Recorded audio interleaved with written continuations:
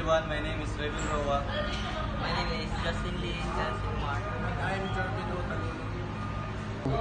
Today I would like to describe the name of hand tools to make work easier in welding and metal work.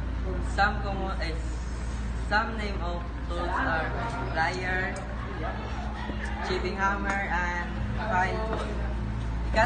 Pliers are used for holding, bending, and cutting wire and small parts of metal. Chipping hammer.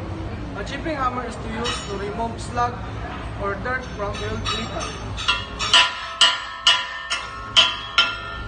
So a file tool is used to smooth or shape metal surfaces by rubbing it back and forth like this.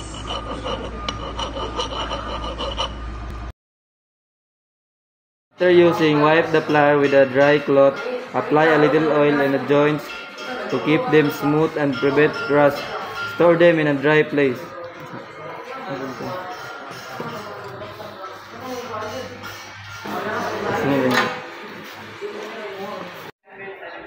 Maintenance. Clean the hammer head after use to remove any metal chips.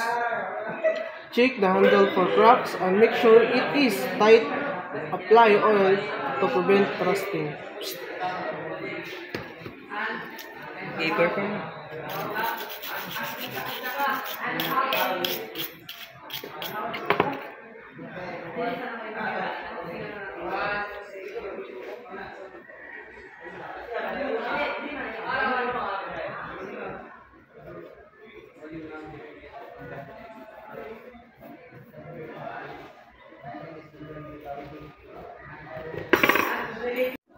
So the maintenance of file tool is clean the teeth with a wire brush after use. So like this.